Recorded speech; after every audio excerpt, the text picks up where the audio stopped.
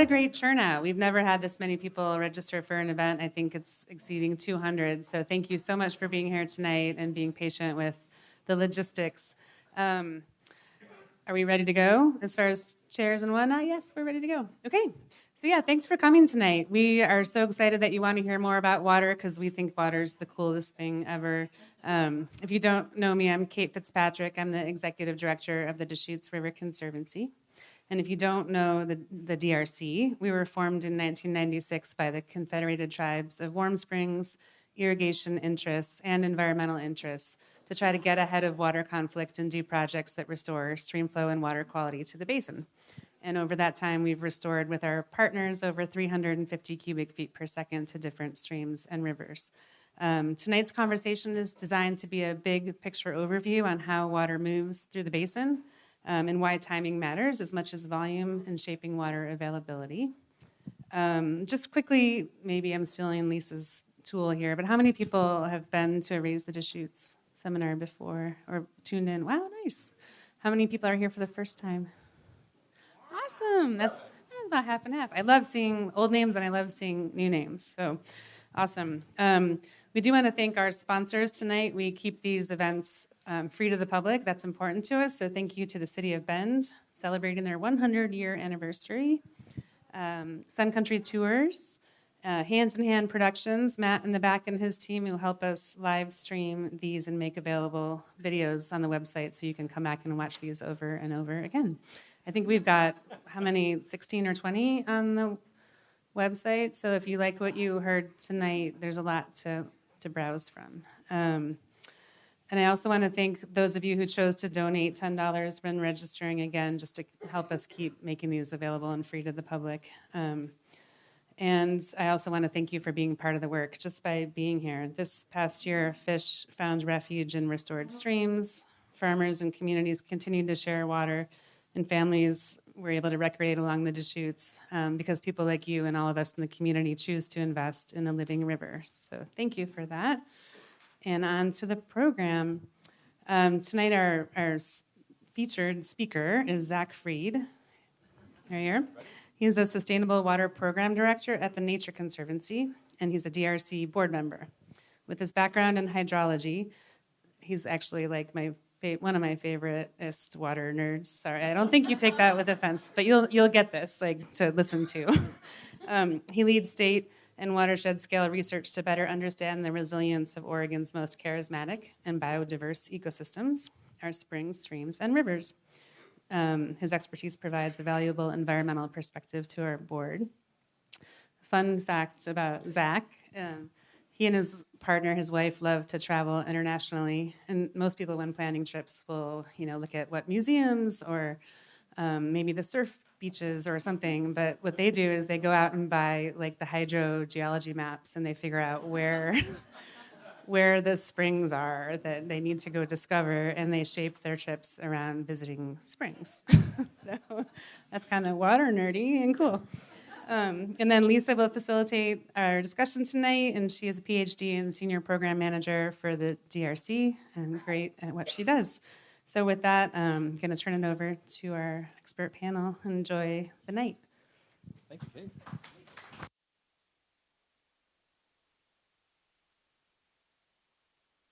Was just, okay, yours is not on, just so you know.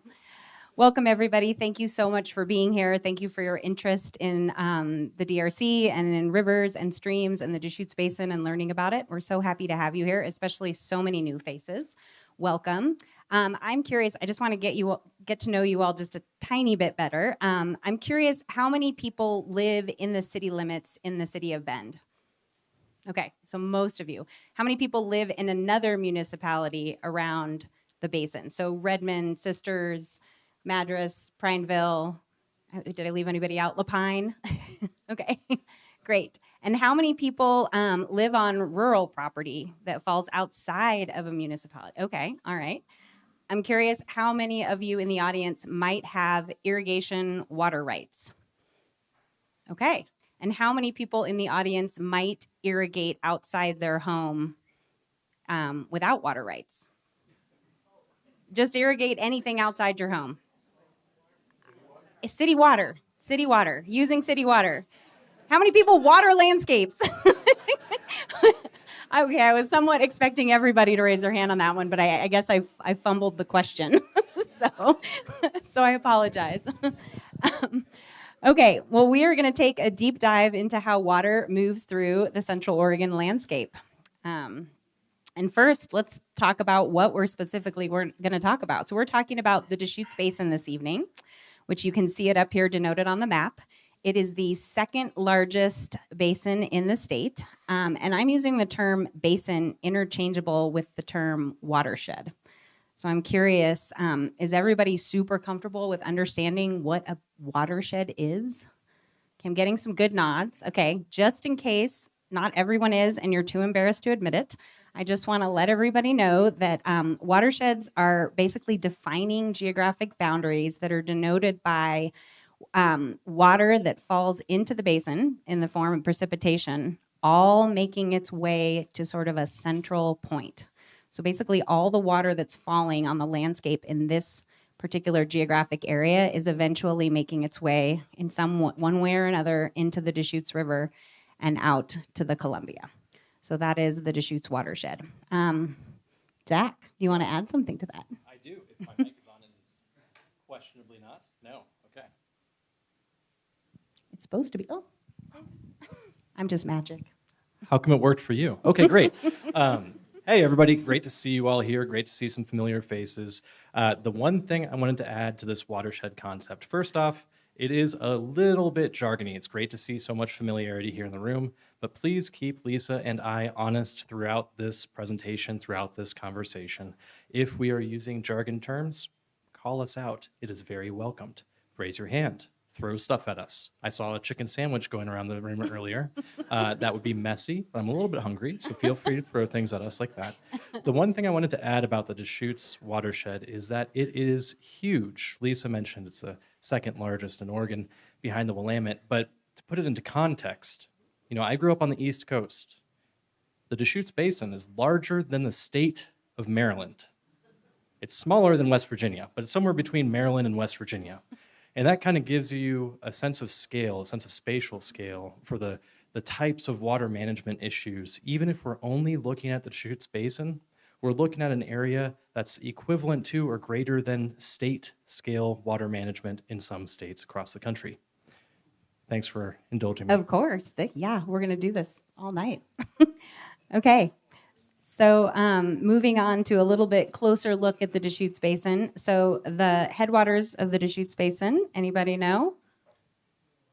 Little Lava Lake, exactly. Yes, technically Little Lava Lake is the headwaters, and that is because it is the first point of continuous surface water from there all the way out to the Columbia. And again, running south to north, which still breaks my brain.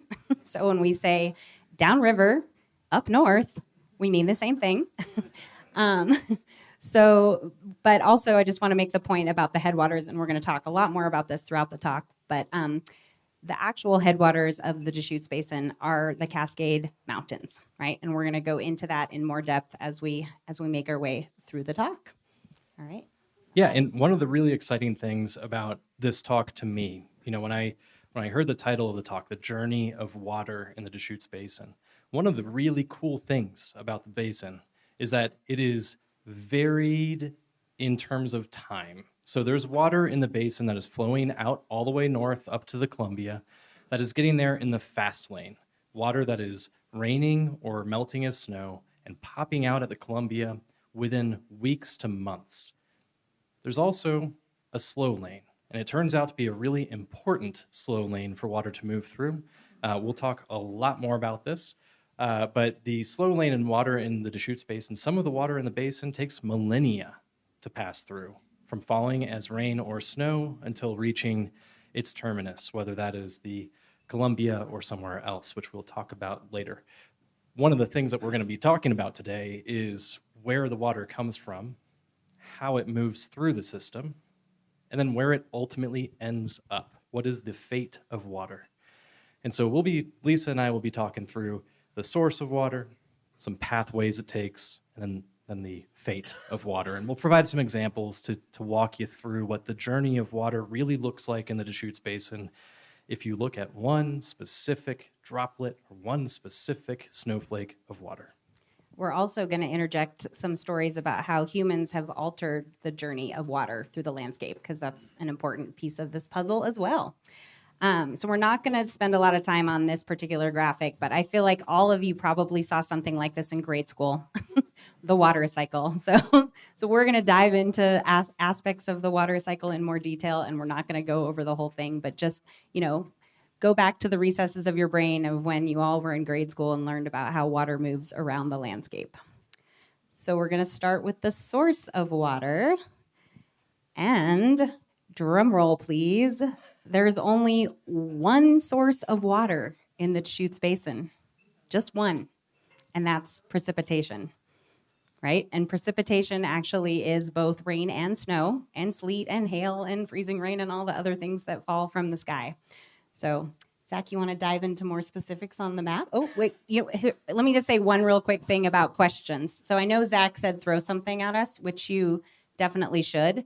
But I also want to say that we don't want to go down rabbit holes on questions until the end of the presentation. So we're going to ask you to throw things at us if we're not making any sense, and all of a sudden we're talking in jargony, acronyms and something, and you should give me really blank stares, especially you guys up front here where I can see you. Just look like you are not following anything, and then we'll know that we should stop and back up. But as far as actual questions, let's wait till we get to the end of the presentation, and we'll leave plenty of time to hopefully answer all of your questions. Okay, is that? This is a clarifying question. Okay, great. Doesn't all water source from precipitation? Yes. Wonderful. So the question for folks online or anything, or folks in the back is, isn't all water eventually precipitation? Isn't that the source of all water everywhere? Yeah. The answer is emphatically Yes. yes. Yes, that is one of the most important take-home messages from tonight's talk. There's only one source of water, and it's precipitation. Yeah. Thank you for the clarification, Lisa, on process as well. This is why it's so important to have Lisa here to make sure I don't veer into rabbit holes. Let's talk about precipitation. One of the cool things about precipitation in the Deschutes Basin is that it is unevenly distributed in both space and in time. And this map here shows the spatial aspect of that. This is a map of different amounts of precipitation falling in the basin. And that photo there is really a great illustration of that uneven distribution. Parts of the Deschutes Basin get less than 9 inches, less than 8 inches even, of rainfall or snowmelt in a given year. Other parts up in the Cascades, especially in the western part of the basin, where you see that really dark color, it's almost black. It might actually be black. But that's where you get more than 80 inches according to the legend. But let me be clear, more than 80 inches is actually doing a lot of heavy lifting in this legend, because there's actually more than 200 inches of precipitation in some parts of the basin. And that, like I mentioned, it is seasonally distributed. So it's not 80 or 200 or 8 constantly falling inches of precipitation throughout the year. Most of our precipitation, of course, happens in the winter, between October-ish and April-ish. You look like you have a question. Oh, no, I was just going to piggyback on the slide. Piggyback away. Okay. So I love this picture. Shout out to Joe Kemper, who gave us this photo. He's a hydrogeologist. The white part in the basin that you're seeing that's really kind of north of Bend is kind of the driest part of the basin. That's where this photo was taken, looking at the wettest portion of the basin. So you're actually getting to see, not just graphically on the map, what precipitation distribution looks like, but actually living it, which I'm sure you all do anyway on a day-to-day basis. So, And one last piece of the puzzle with precipitation, that's actually kind of a broad term. Precipitation, we all know intuitively, is both snow and rain, right? But how do we normalize that? Real nerds, hydrologists, will talk about snow water equivalent, or SWE. Snow water equivalent is a way of just transitioning between rainfall and snow, because, if you guys are like me and enjoy some winter sports up on the mountain, then you know that there's wet snow. It falls densely. It's like thick flakes. And then you also have this dry, fluffy, powdery snow. That's the concept of snow water equivalent right there in a nutshell. You see the higher density, that's got more water in it per snowflake than the light, fluffy stuff. And a good rule of thumb that I learned from a hydrogeologist is that in general, it varies quite a bit, but in general, there's about a 10-to-1 ratio of inches of snowfall to inches of snow water equivalent. So in general, if you have 10 inches of snow on the ground, it's about 1 inch of SWE.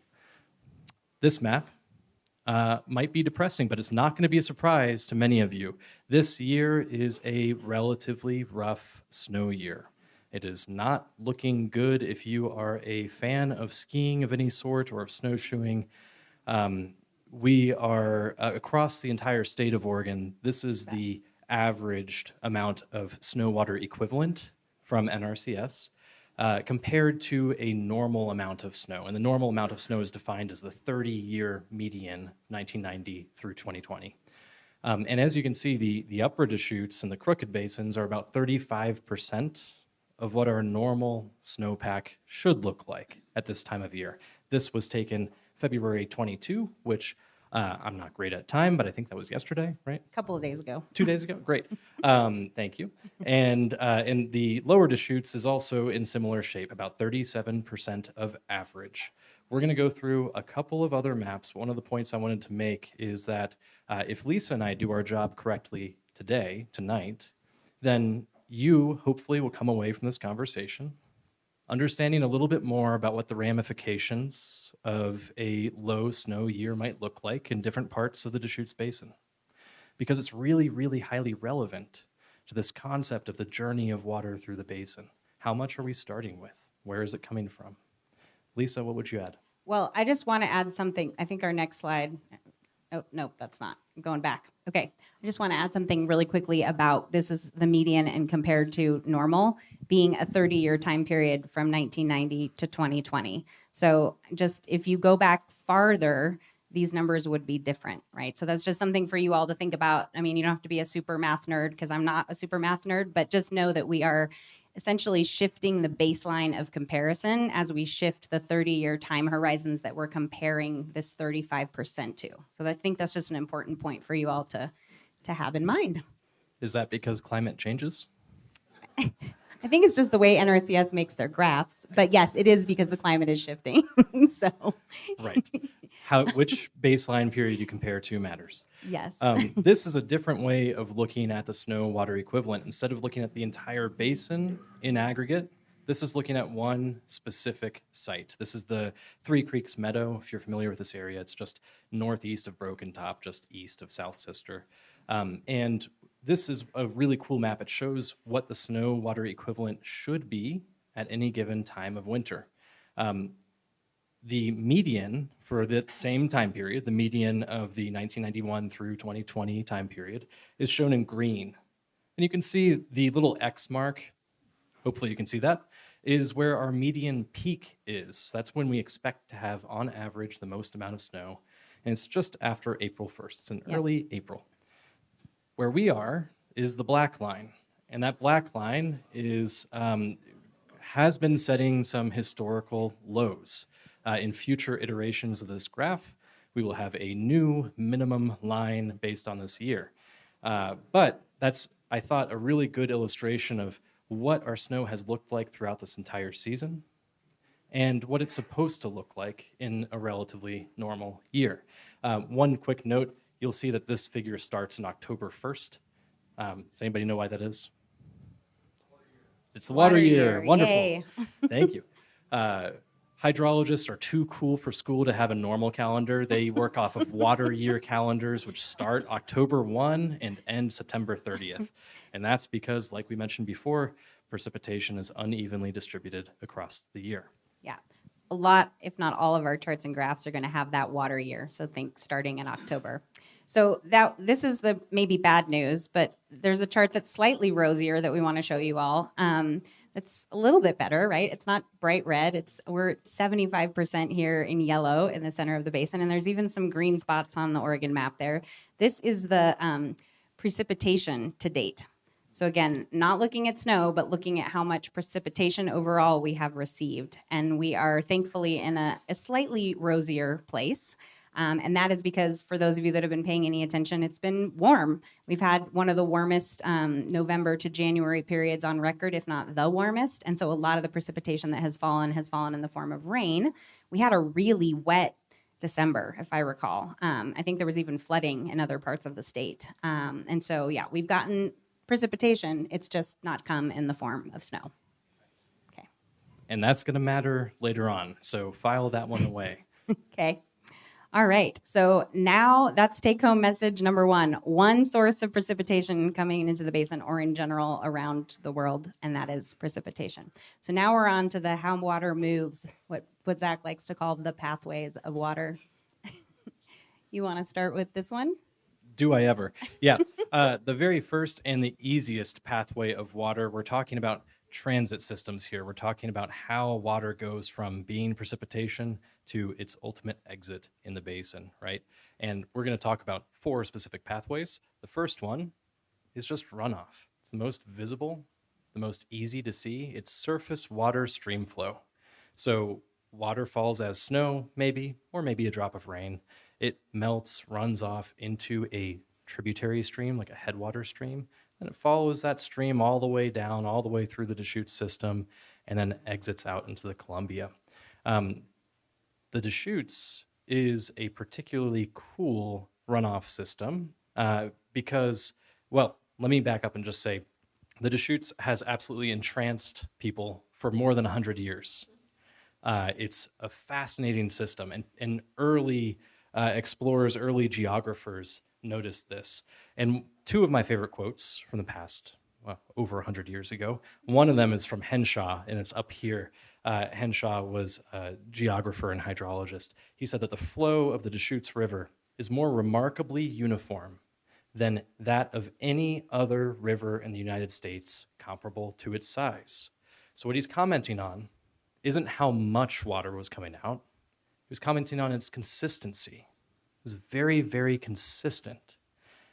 And one other quote that we didn't have room on the slide for was from Russell in 1904. And that was, he wrote that the Deschutes is of a special interest to geographers as it exhibits certain peculiarities not commonly met with.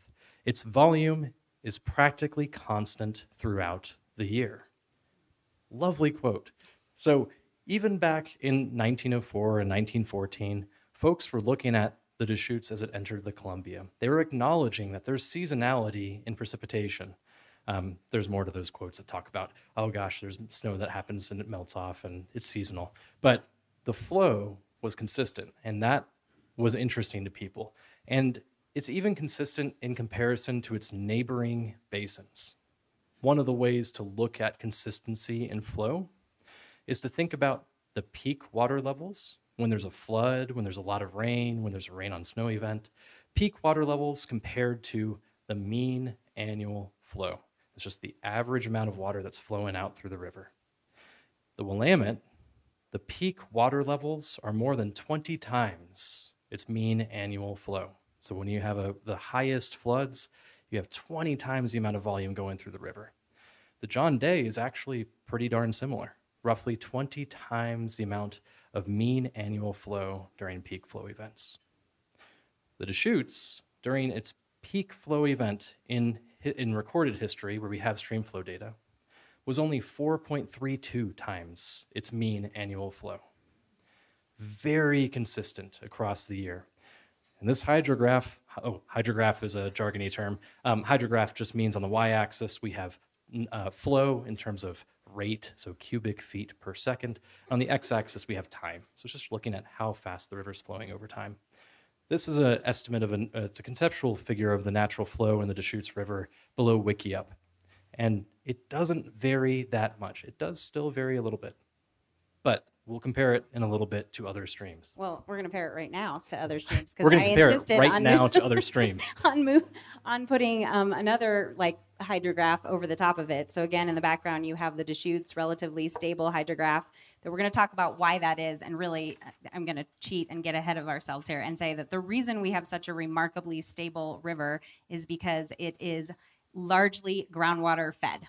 So again, going back to the concepts that the Cascade Mountains are actually the headwaters, right? All that water in the Cascades is melting into the ground, and it is then discharging in springs and spring-fed rivers, and it's discharging at a relatively constant rate. So it can rain really, really hard and snow really, really hard, and at the end of the day, you still have this really remarkably stable hydrograph relative to others.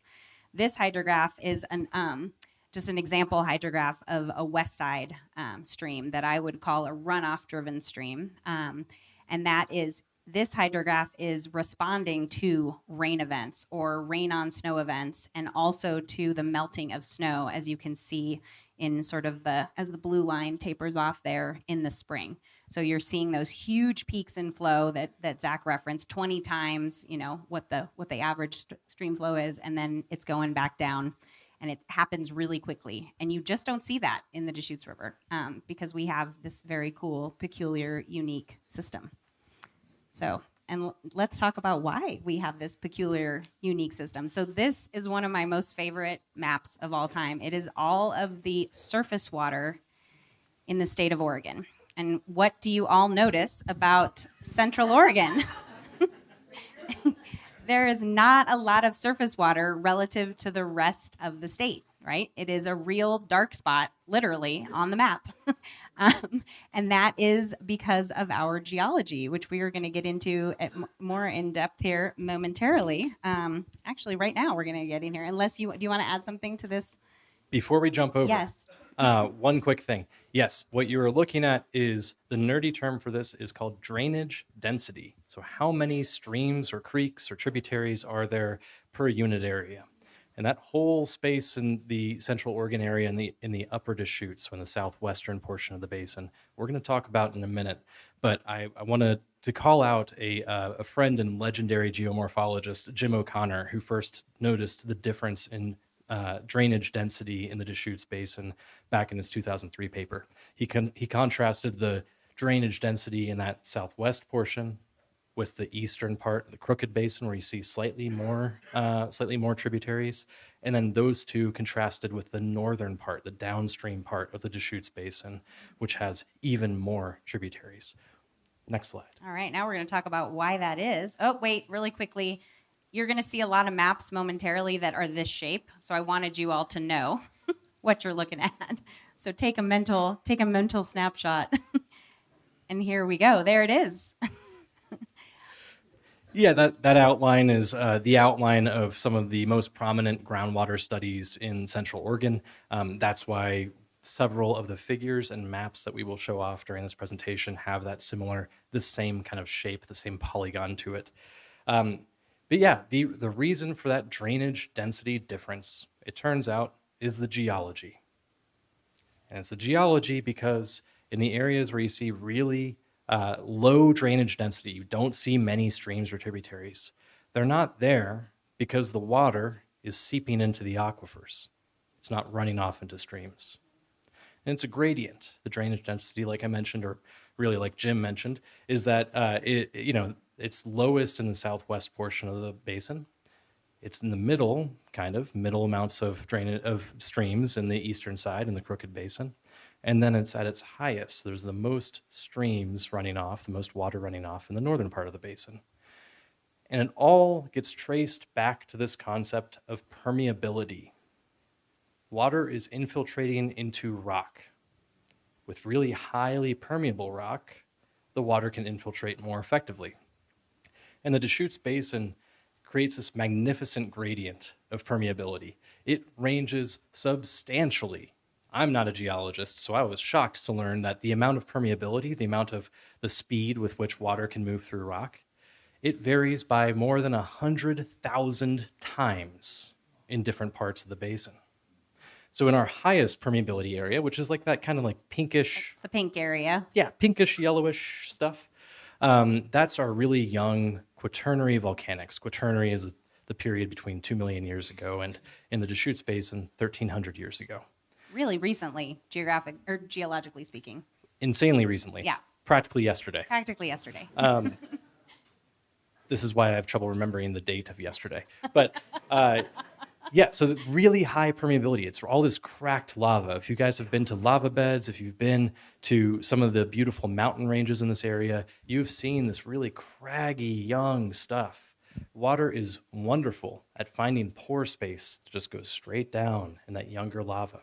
Over in the eastern part of the basin, where we see we don't see it on this map because this is that funky polygon.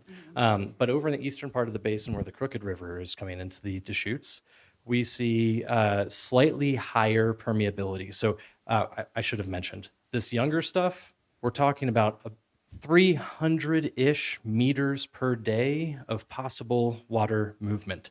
The nerd jargon term for that is hydraulic conductivity. So there's about 300 meters per day in the really young stuff. It's like 1,000-ish feet, 900 to 1,000-ish feet. Yes. Of permeability in a day. That's a lot of, I mean, if you think about one water drop moving 900 to 1,000 feet in a day, it's fast. It's permeable. It's fast. Then it ranges more to about 3 feet per day to 3 meters per day. You got me on feet. Sorry. 3 meters per day to 0.3 meters per day over in the Crooked Basin, where we have some, I think it's like the late tertiary stuff, the John Day and Clarno basalts. And then when we get to the north side of the basin, where we have the highest drainage density, if you think back to that map, the blue map, then that's where we have the absolute lowest. That's where we're talking about permeabilities or hydraulic conductivities ranging from 0.003 meters per day to about 0.3 meters per day. So we have this really nice gradient, and it's directly related to age. The oldest rock that we have is in the northern part of the basin. Yep. Any guesses on why it's related to age? More weathering, I believe. Yeah, exactly. The longer the rock's been around, the more it's eroded and it gets less permeable with age. I don't know if that's true of humans, but I think it's like, I don't know. So we've got very, very permeable rock in the north, in this south. See, this is the direction thing. In the southern part of the basin, upper basin, and very not permeable rock way down below. So everything down in the downstream, up north, is running off. It's running off, and then you see a lot more density. So we're going to move on. I'm going to speed us up a little bit because we got a lot of slides we got to go through. And as fun as this is, can we just I just want to make a real quick point about groundwater. Groundwater is not underwater reservoirs that you, at least in Central Oregon, that you all are diving or swimming in. I mean, there are people in Florida and, the Yucatan that have groundwater systems like that. Ours is not like that at all. It is basically rock. And so when we're talking about groundwater, we're talking about the space, the water that fits in the spaces between the rocks. So any idea of underground reservoirs, erase from your brain. And we do have fractures in the rock that can We do. facilitate faster groundwater movement. And we do have interflow zones where we have stacked basalts that between those lava flows facilitates faster flow movement. And we have lava tubes, so there are like bigger spaces, but basically we're talking about spaces between rocks, not giant underground swimming zones. So let's talk recharge. We're looking at the same funky polygon that is really only covering the upper Deschutes as before. Can I really quickly just define recharge? So recharge is the amount of water that's making its way into groundwater, right? So that I just want to make sure that everybody knows what we're talking about. We're talking about recharge. Go ahead. Yeah, thank you. And recharge, we talked about geology. That's only half the equation. Recharge needs both the hydrology to be appropriate and the geology to be appropriate. And you can kind of see this map as a combination of that geologic layer map that we just showed 2 slides ago, and the precipitation map that we showed earlier, where we have high precipitation and young volcanics. That's where we see the most recharge into our aquifers. That's the kind of dark bluish color there. And then it trails off into other parts of the basin where we have less and less and less recharge in the basin. Yeah, this looks a lot like that precip map. So, all right.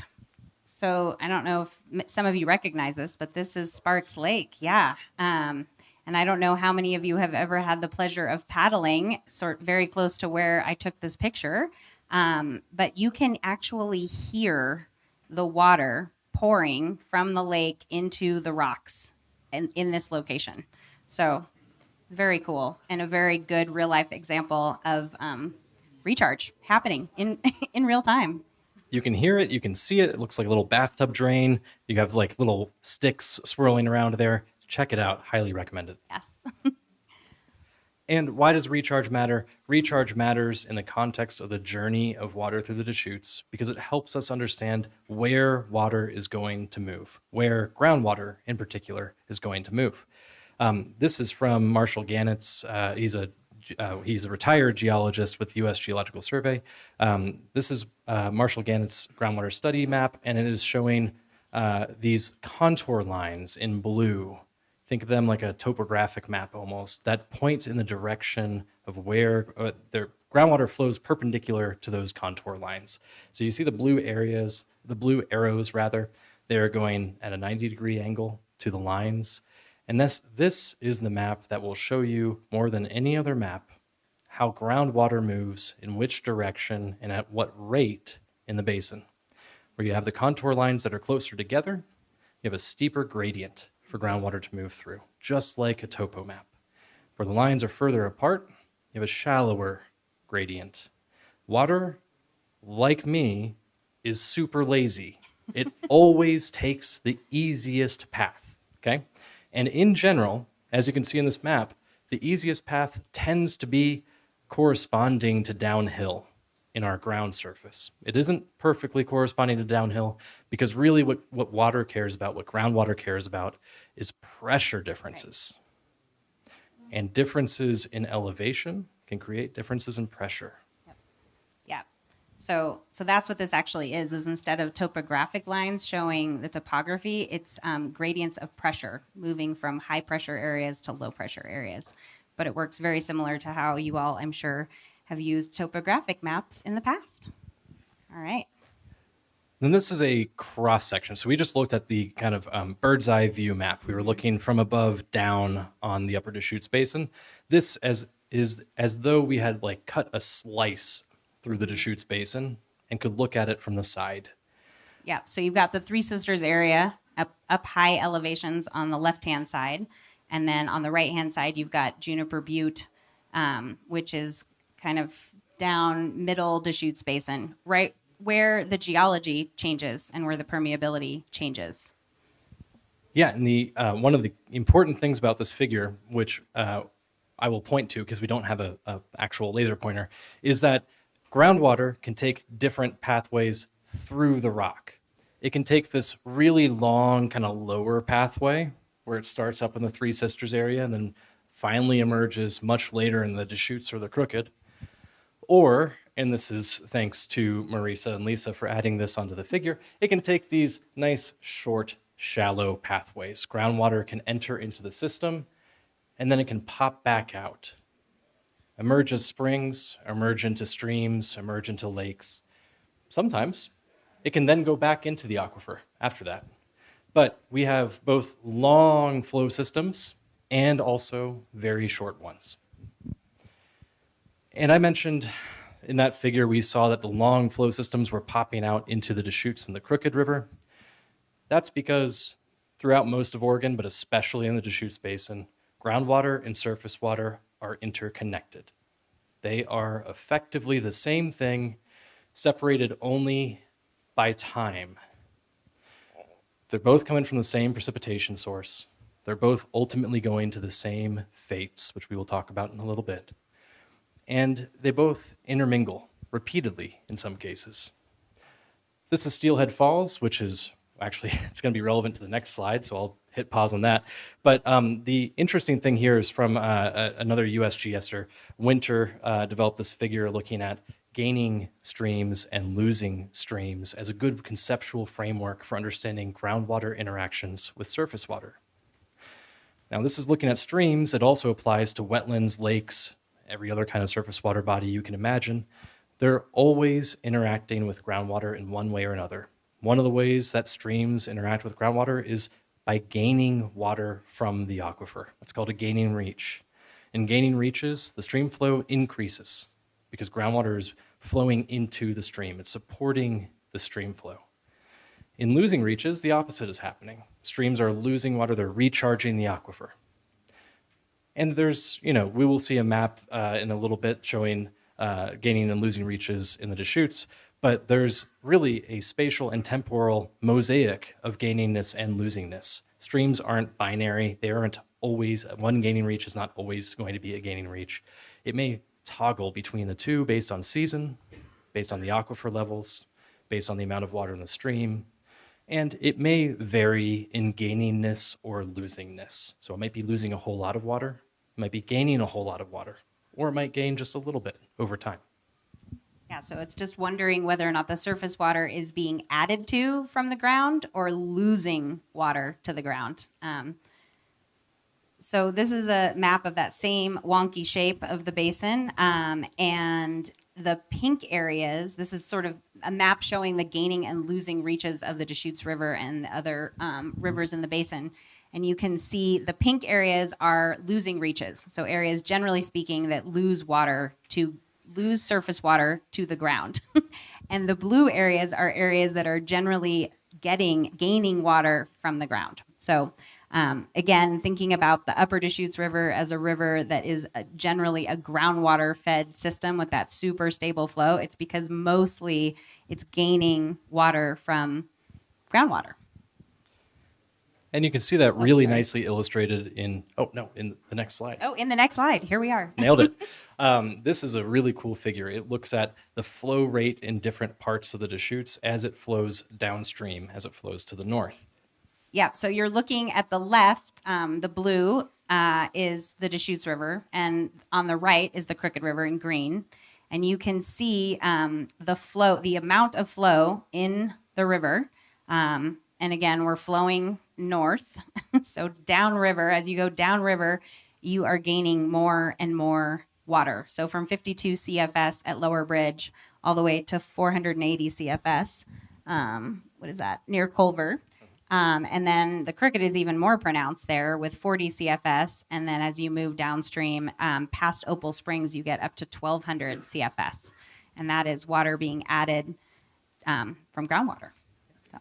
And that's, again, if you go back to that cross section that we showed in the previous picture, that is because those long flow paths that Zach referenced are making their way into the surface water in this general zone of the basin. That's why it's so pronounced. That's why these numbers jump up so high. Yeah. And when that happens, when we have rivers, streams, lakes, wetlands supported by groundwater inflow, we tend to call them groundwater dependent ecosystems. A little jargony, but any habitat, any aquatic habitat in Oregon that relies on groundwater for all or part of its subsistence is a groundwater dependent ecosystem. Back in 2022, some colleagues and I did some work to map out where groundwater dependent ecosystems were across Oregon. Anywhere you see a green pixel has both a high confidence, a high likelihood of being groundwater dependent, and it has a high abundance of groundwater dependent ecosystems. These can be, again, springs, they can be gaining wetlands, they can be gaining lakes, or they can be gaining reaches of river. Let's go ahead and move on because... Yeah, so I just want to show you another shape because we're going to show you some other strange shapes, and I want you to know where they come from. So this, again, is the Deschutes Basin, all in green, light and dark green. And the dark green area is the area that we're going to focus on for the next couple of slides. So, and that includes both the Crooked and the Deschutes, right? So here we are with groundwater dependent ecosystems in that zone. Yeah, this is just a zoomed in version, so you can see the upper Deschutes and the Crooked a little bit better with those green pixels indicating high abundance and high confidence in groundwater dependent ecosystems being present there. One of the things that we'll talk about why in just a minute, but why do we even care about where groundwater dependent ecosystems are? It kind of goes back to that hydrograph that Lisa showed a little while ago that was looking at a very flashy, responsive hydrograph that varied greatly depending on storm events versus... It's coming again. You'll see that slide again, versus a more consistent, stable flow.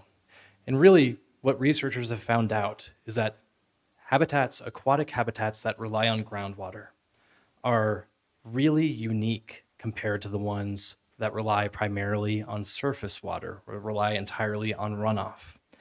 And there's a lot of kind of differently, I would say almost poetic, almost romantic ways that academics have described this. Back in 2007, some colleagues called it keystone ecosystems because groundwater dependent habitats provided disproportionate amounts of biodiversity and more richness of species. Some folks back in 2015 called them museums of biodiversity, which I especially like. It's very evocative, in part because groundwater-dependent ecosystems have a very high amount of endemic species that are only found in one place. And also relict species. Relict species were once widespread, but are now only found in one place. One great example of that, not in the Deschutes Basin, sorry, but is in Borax Lake in southeastern Oregon, where the borax chub, it's a tiny little cute little fish, persists by itself. It was once very widespread, but that spring that fed Borax Lake persisted through millennia and provided habitat for that Borax Lake chub to persist even when the rest of its habitat dried out.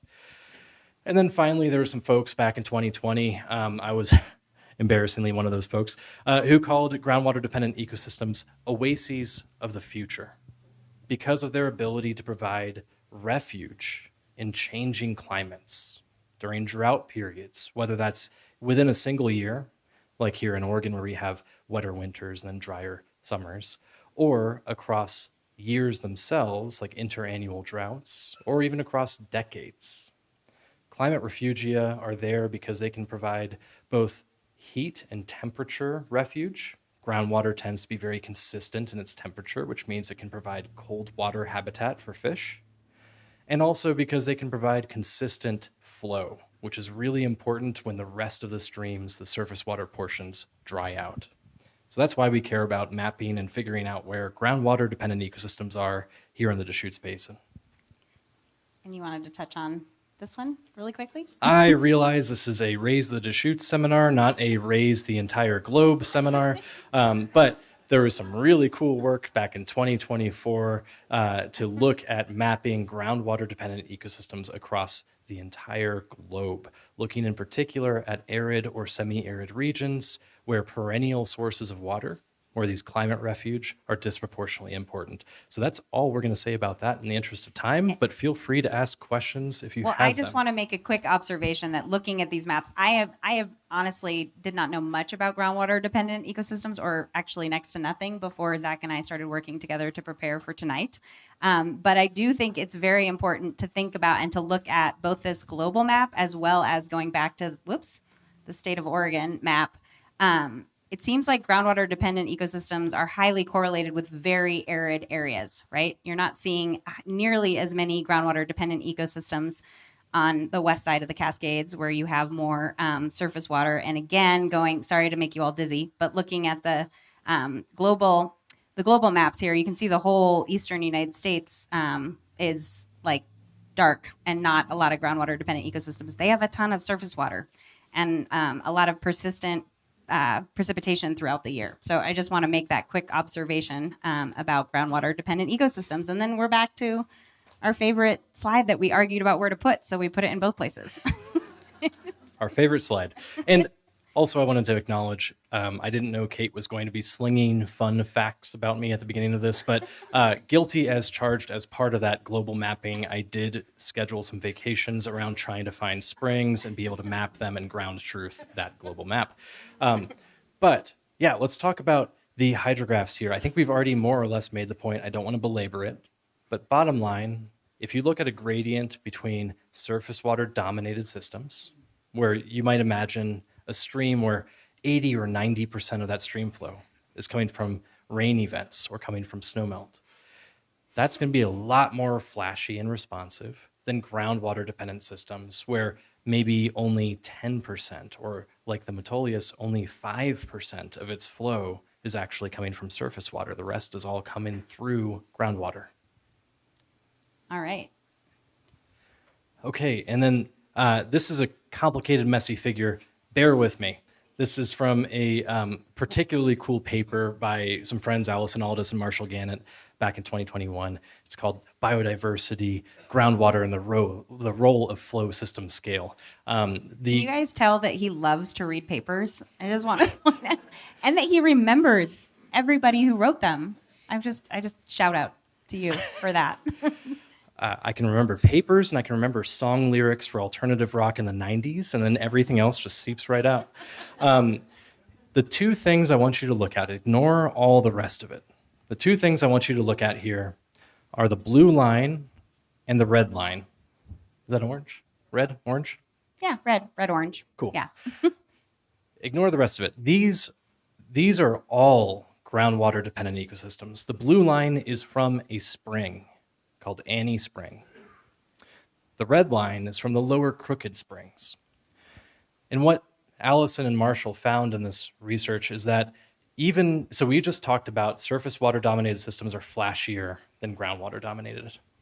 But what Allison and Marshall found is that even within groundwater dominated systems, there's a huge spectrum of responsiveness across these systems. And in blue, you'll see Annie Springs discharge its flow, the amount of flow coming out of it as measured at a USGS gauge.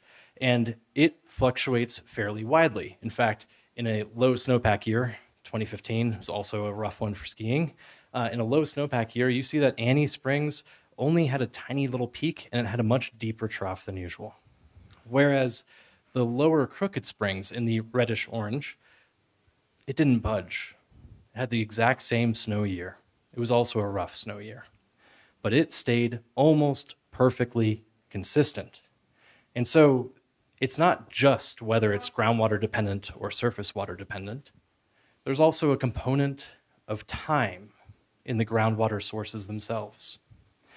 Those longer, deeper flow systems that we looked at in the cross-section, those are going to be the most buffered from short-term climate variability. It just washes out. If it's taking you 1,000 years to get somewhere and you have one dry year, it's not even going to trigger a blip in the hydrograph.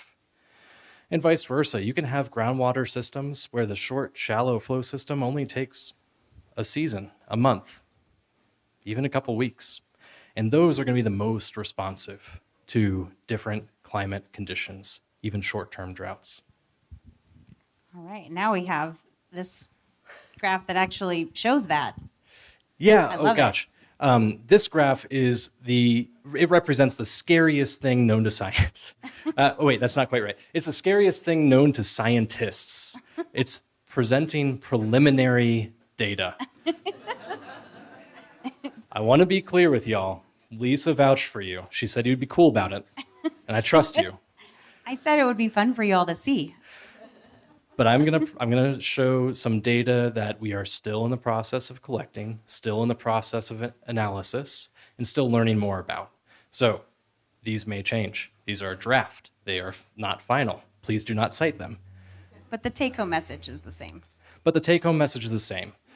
Some of my colleagues and myself in the past 2 years have been going across Oregon and trying to understand the residence time of groundwater, how long it stays in the aquifer before emerging in either a well or a spring.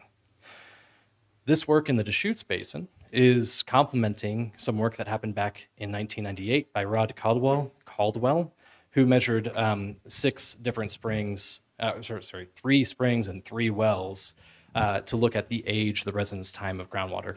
In the interest of time, I would love to nerd out about this longer, but if you have questions about how we understand the age of groundwater, ask them later. Suffice to say for now, there's 2 important parts of this figure. The first one is that the orange dots are from Rod Caldwell. Those are the ages of the wells, the 3 wells that he sampled, how long they were in the aquifer from when they fell as snow, infiltrated into the rock, and then eventually popped out into the well. The blue diamonds are the preliminary draft do not cite please data. And those are the data that are collected by myself and my colleague, Claire Ruffing, in the Deschutes Basin. We have a few more data points that we're going to add over time. Stay tuned for that final paper. It is not yet written. But the two things I want you to know. First off, just look at the x-axis. That's age in years. It's how long the water was in the ground. In the Deschutes Basin alone, even if you don't look at the y-axis, ignore that for now, we have residence times in the aquifers ranging from modern, over on this side of the axis, all the way out to almost 6,000 years. 6,000 years, and that's emptying out into the Deschutes before it hits the Columbia. So that's just in our aquifer here in the Deschutes Basin. If you're like me and your mind melts at the concept of 6,000 years, let me put it in perspective a little bit. People had not invented writing yet. This water originally fell and infiltrated into the aquifer before Sumerian cuneiform existed, our earliest possible writing. And then you see about half of these points are past about, we'll call it 2,500 years ago. Again, putting it into context, about 2,500 years ago, some really clever Athenians in ancient Greece invented democracy, a concept some say we're still struggling with today. And then even if you look at most of the points on the left side of the screen, most of these points, aside from the very most modern ones, that water fell as rain or snow before Lewis and Clark ever set foot in what we now call Oregon. So what we're seeing here is just early indications of the types of flow systems, the types of journeys that water takes through our rocks and through our aquifer systems in the Deschutes Basin itself. And then quickly, the second and last point I wanted to make on this figure is that the y-axis exists. It is elevation in feet above mean sea level. And in general, in the headwaters, up at the highest elevations in the watershed, that's where we tend to see the youngest water. That makes sense intuitively, right? Like if water just fell and then there's a really high elevation spring, there's not that much time it could take for the water to go through the rock. Whereas at lower elevations, near where the Deschutes actually discharges into the Columbia, which is about 128 feet above mean sea level, there we have the greatest potential for those long, deep flow systems to occur. So that's why we see this interesting, that dashed line, which is showing a negative relationship between residence time and elevation. So as elevation goes down, residence time goes up. So that is the take-home message from the last several graphs, is basically we're having shorter flow paths and younger water at higher elevations. And we're having older water and much longer flow paths in the lower elevations, in the lower and drier parts of the basin. So, and speaking of residence time, we need to speed up. So You got it. we're gonna move quickly for the next many slides that we have, so that we can leave these folks a chance to ask questions. Luckily for these folks, that was the end of the groundwater section. So due in part to the nature of the Deschutes Basin and due in part to the nature of the speaker that the Deschutes River Conservancy selected tonight, we really focused in on groundwater. But Can you guys tell what Zach studies? Anybody have a guess? But just to really quickly recap, we were talking about pathways water takes through the basin. We talked about runoff, water that goes through the streams. We talked about groundwater. That took a really long time. Sorry. Hope you had enough beer. The third pathway I wanted to briefly mention is it's something called hyporheic zone, which is a fancy, jargony, hopeless term. But what it really means is just wet, saturated soil along riverbanks or along lake shores or in wetlands. So anywhere where we have water flowing, there's some water that's just exchanging between the actual channel itself and the soil, the saturated soil all around the ecosystem. Yeah, this goes back to the gaining and losing reach concept. And hyporheic zone is a really fancy term for wet soil near a stream. It's just faster and easier to say, hyporheic. I didn't come up with it. No, that's great. And really quickly, we were talking about timing. So the runoff, as a reminder, was from weeks to months. The groundwater, as a reminder, was from months Getting to there. millennia. And the hyporheic is really from days to weeks. So water will exchange into the soil for a few hours or a few days or a few weeks at most. This is our summary of all of the things that we just told you and all of the timeframes that we're talking about in terms of the flow paths of water through the basin. But I skipped over. I'm going to go really quickly back, and we're try to be fast on the glaciers. But I feel like we have to have a nod to glaciers because they're important. They're important. They're really interesting. They're at the basin scale. Glacial melt is not all that totally significant, but within individual tributaries, individual creeks and streams in the basin, some of our creeks and streams are supported by a substantial amount of glacial meltwater. Central Oregon has 22 named glaciers as of the year 2000. Since then, unfortunately, this cites some work that just came out 3 months ago in December 2025 from the Oregon Glacier Institute. We've seen about 12 of those become either disappeared or extinct or critically endangered. And critically endangered in glacier terms means that it's expected to become extinct by the year 2050. And I will just note that the other does not mean the glaciers are happy and healthy. It's just that we don't have data, or the paper didn't cite data on the others. So yes, they're there, but not largely significant. But again, working with glaciers on the years to centuries in terms of our time frames. Okay, anything else you want to add before we move on to human-altered pathways? No, only that, there are these ecosystem engineers that are really cute in the Deschutes Basin called humans who have been changing the pathway of water and the flow of water for quite some time now. So Lisa's going to talk us through some of these. I'm going to talk through this relatively quickly. So for those of you that aren't familiar, this whole area was resettled, I should say, by European settlers about 150 years ago or so. And they noticed quickly that there wasn't a lot of surface water and that it was a desert, and that in order to make a living in this really harsh, arid landscape, they needed to grow crops. We all needed to grow crops. And so irrigation is a very important part of the history of Central Oregon. And the diversion of water from the Deschutes River and the other rivers in the basin to spread across the landscape and grow crops has drastically altered the pathways of water.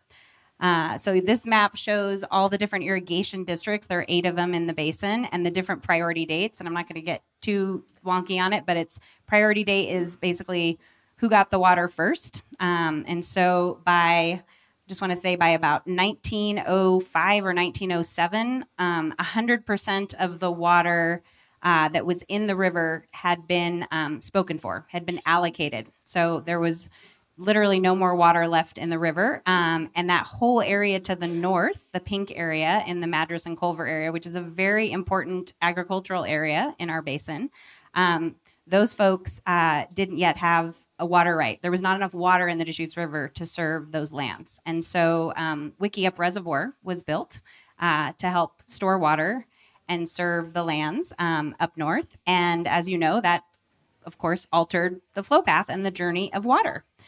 I just want to show this real quick. This is probably not 100% up to date or accurate, but this is just a little snapshot of all of the major canals in the Deschutes Basin. So these are hand-dug canals that the irrigators over 100 years ago dug through that super porous basalt to spread water around the landscape. And there's a lot more than what we can see here, because anybody who has rural property had to hand dig canals on their own property, as well as the big ones that are delivering water. So again, we're spreading water across that landscape. And then this is, again, you've seen this hydrograph multiple times now with the natural flow, but you have over the top of it, the green zone there is the altered flow. So that is due to the storage of water in the winter. You know, when we're receiving all that precipitation, we're storing water in the winter in Wickiup Reservoir for delivery to lands in the summer. So that has altered the hydrograph that we have. And then this is just another figure that shows, again, this is our Deschutes River from Wickiup down to Lake Billy Chinook on the left in the winter. So again, when we're storing water, we're holding water back in reservoirs and then delivering that water in the summer. And so you're seeing on the right-hand side the summer where you've got all that water moving through the Deschutes River, the upper river, and being diverted in Bend and leading to lower flows in the middle Deschutes River. So again, altering the flow paths of water. So I just lost my train of thought, but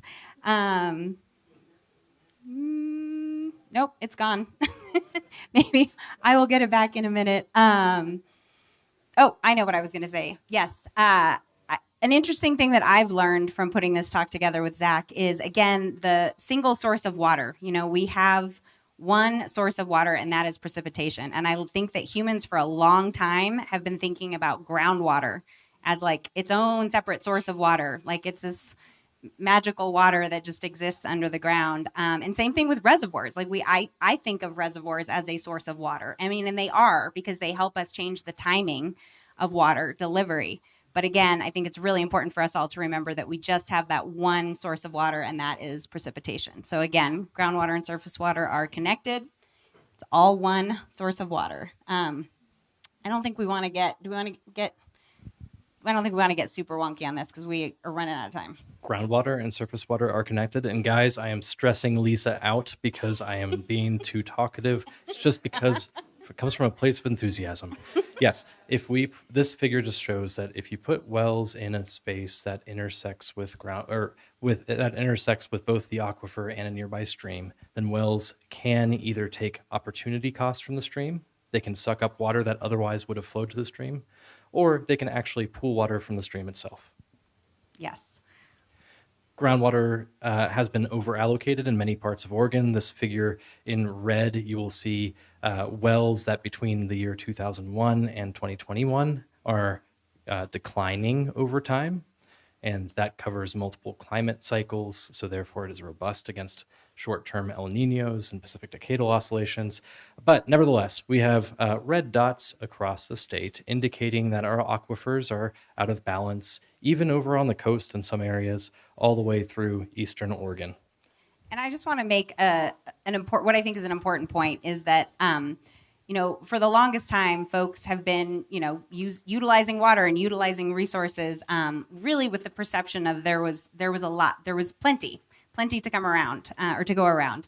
And it's really only been very, very recently that we have an awareness of things like this, right? That we're looking and we're like, oh, wow, we have declines happening in aquifers. And, oh, wow, like climate patterns tend to be shifting. And all of a sudden things aren't exactly as we have, planned or anticipated them to be based on our really relatively short period of record in most cases, right? I mean, we're dealing with 100 to 150 years in a lot of cases. So I just want to point out that we are learning as we go and adaptively managing, really collectively as a society, when it comes to groundwater and groundwater management and just water management in general. And I do have to put a nod in for if you're interested in groundwater management specifically, there are 2 Raise the Deschutes talks online that dive into groundwater management, and one of them actually that goes into some wonkiness around new rules that were just created in the state. Just last year? Yeah. Just last year, that are quite revolutionary. So I just want to point that out as an accessible resource for the future. But again, we're going to focus in on this green area real quick just to show you wells again, and where wells are declining and where they are raising? Stable is in the gray, okay. And then some of the wells are statistically increasing over time. Those are in green. So it's not all bad news, and we're not showing this off to be a downer, just to be clear. We're showing this off because it matters for the journey of water through the basin. Yep. Humans are altering the pathways of waters through the canal system and through groundwater withdrawal. But I also want to point out that this is showing where the green wells are. That's also really close to where we saw the recharge zone and the precipitation falling in the basin, right? So again, there are some connections to the things that we have pointed out throughout this talk in terms of where water is falling, where it's actually recharging the aquifer, and where we're pumping it, right?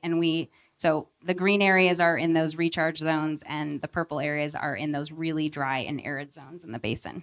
So, and we're going to skip this one again. Water trends, sister, closer to the mountains, you get more. Now we're gonna really not do all the fates of water because we don't have time for all of them. But we're gonna go through all the fates of water. We're just not gonna go through all of our examples of them. So again, one source of water. How many pathways? 3 pathways? 4 pathways? 4 pathways, and now 3 fates of where water is going. So one is runoff to the Columbia, and there it is. Anything more to say about that, Zach? Just a quick reminder, we're talking about the system of the Deschutes. So as it leaves the Deschutes into the Columbia, we are saying that is one of the fates of the water. It has achieved its full circuit through the Deschutes. So that is the first one and the most easiest one. As a reminder, that is anywhere from between months or weeks for runoff to millennia, many millennia for groundwater. Okay. All right. And now we've got evapotranspiration. And I know this is a big, wonky science term, but everybody here is familiar with evaporation, right? Yep. Water going from a liquid to a vapor. Okay. Transpiration is the process of plants taking up water, right? Through the process of photosynthesis. And evapotranspiration is when you put those two together. So the plants are drinking water from the soil. They're using it to photosynthesize. It's coming out of their leaves, and then it is evaporating. So that is another way in which water is leaving the basin. And this is happening through all of the natural vegetation in the Deschutes Basin, but it's also happening with all of the vegetation that you all are planting in your yards and that all the crops that we're planting and growing. So you've got sort of the what was here already, and then all the ways in which humans have added to the plants in the basin. Do you want to add anything to that? No, just to be clear, this is not a values judgment. You all are not under attack for having lawns. We are simply saying that in terms of ways for the water to leave the basin, one of the ways is through natural evaporation. Another way is through irrigated evapotranspiration. This is all getting back to that the water cycle that we showed you at the very beginning of the talk. And now we've got sublimation and open water evaporation. Now, sublimation, Zach had me scratching my head because it has been a while since I've thought about sublimation. But sublimation is water going from a solid to a vapor. So just skipping right over that liquid phase. And open water evaporation, you've got all the open water, again, surface water in the basin in the terms of lakes and rivers and ponds and canals and all the things, and both through sublimation and open water evaporation, water is leaving the basin. Sublimation, turns out, accounts for about 10-ish% of the total snowpack each year. Sublimates directly in our Oregon's nice, cool, arid, and sunny days. Those are prime conditions for sublimation to happen. Yeah, that blows my mind, honestly, that 10% of the snow just poof into the atmosphere.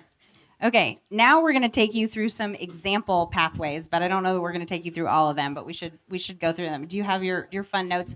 Zach sent me a bunch of different pathways, and I worked with Marisa to make graphics so that you can hopefully follow the pathways.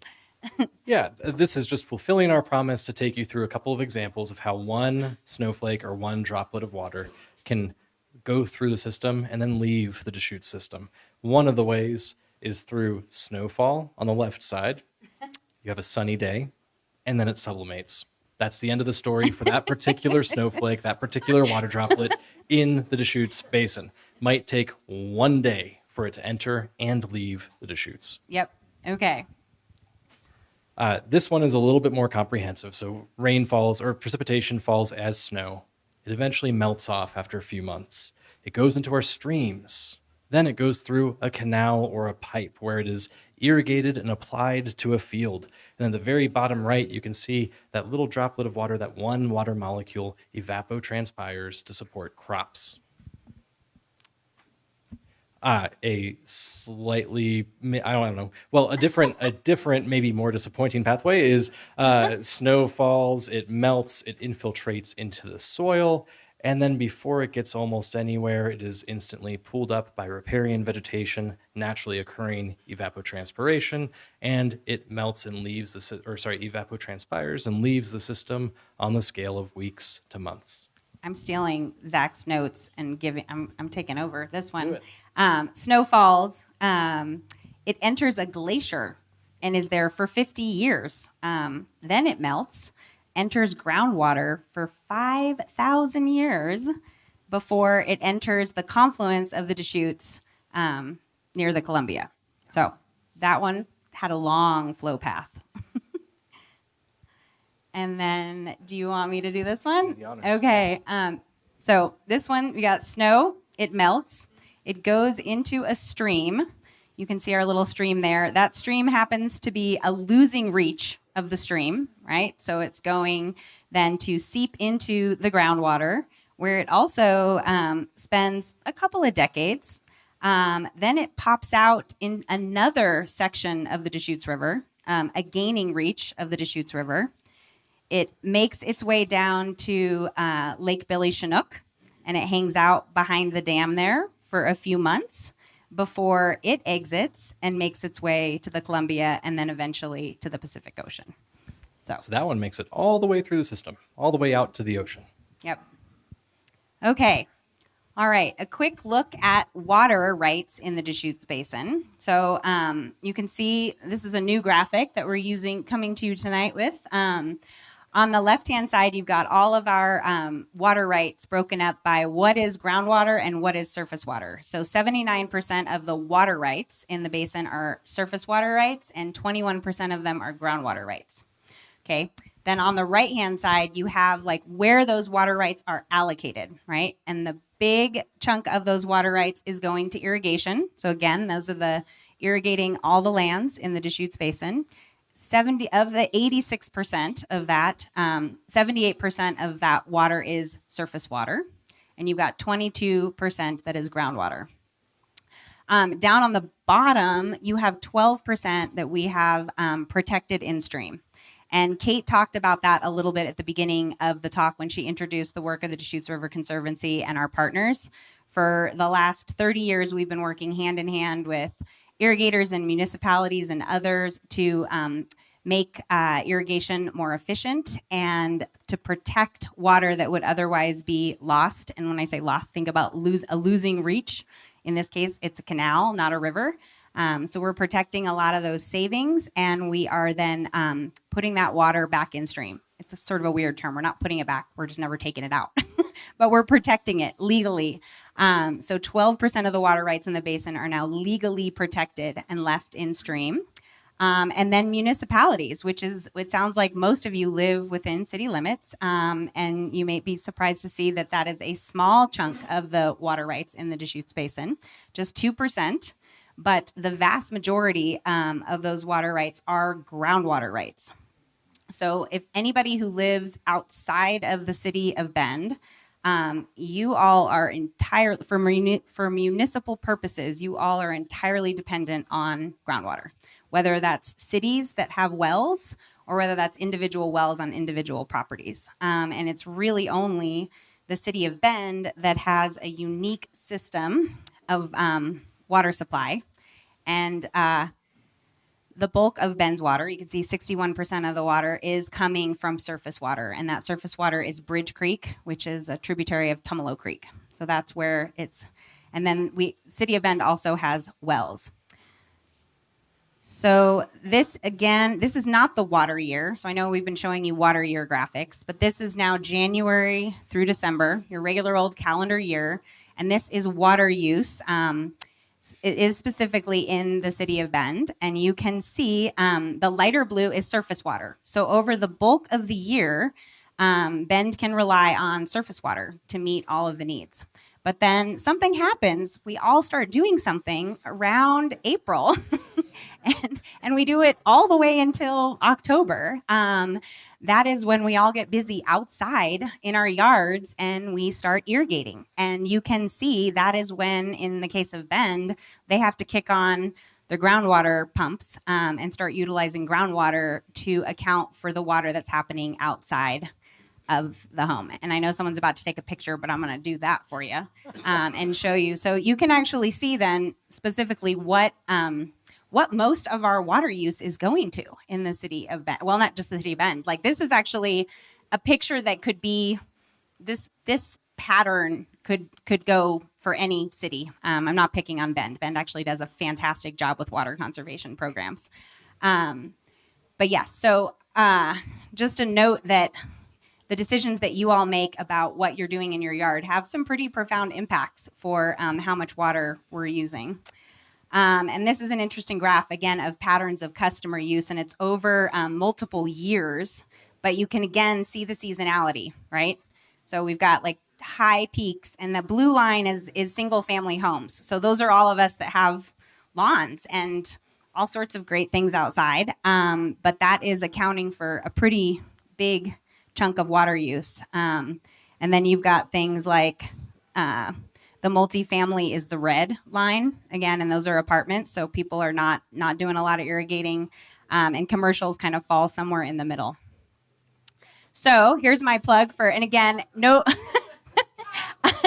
no judgment. If you love your lawn and you have dogs and kids and you're rolling around in it all the time, go enjoy your lawn by all means. But if you have a lawn and you really just have a lawn because that's what we all pretty much grew up with and what we have, where we came from, there's a lot of really cool xeriscaping things out there that you can do, and a lot of really low water using crops that you all can use in your homes.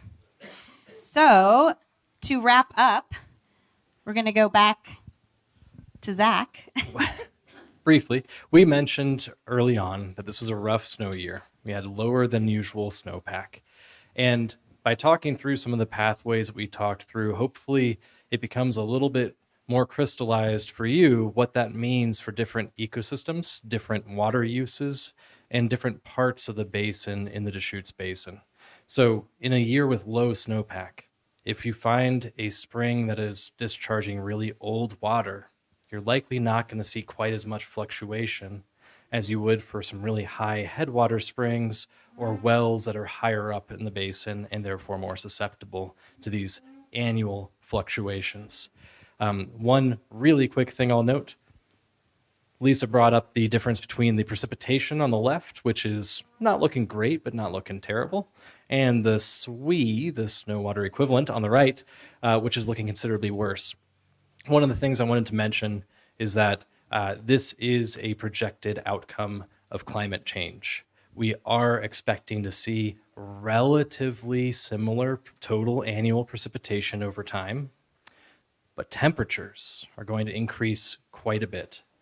If you guys remember back in 2020, and unless you had something else on your mind back in 2020, there was a heat drought, and I think OPB and some of the local news organizations reported out that it was a once in 1,300 year drought event.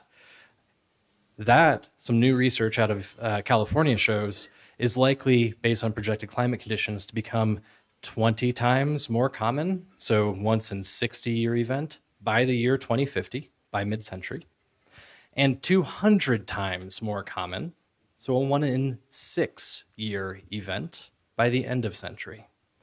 So we're seeing climate acceleration. We're seeing it primarily manifest through temperature, and we're seeing that change in the Deschutes Basin as a switch, where we're seeing similar amounts of precipitation, but much lower amounts of snowpack. All right. So a few quick thoughts just to wrap it up. I know we threw a lot of things at you, but tonight, some quick take-home messages. Again, precipitation is really the only way that water is entering the basin. And then we have those three main ways that it's exiting the basin: through runoff, sublimation, again, that's going from a solid to a vapor, and then open water evaporation, and then evapotranspiration. And then streams that are more groundwater dependent are more drought resilient. Again, going back to sort of the stabilizing effect of groundwater. And groundwater dependent streams with longer residence times are going to be the most buffered from drought and climate change.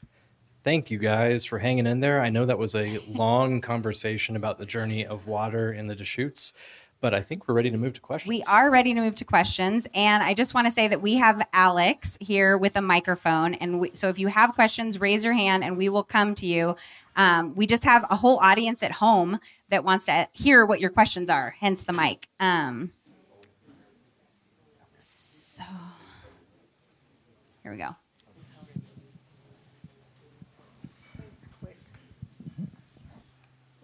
Head of Metolius, how old is the water that starts it? And have you figured out where it comes from? Great question. Two-parter. For the first part, not sure. Do not have an answer for you about how old it is.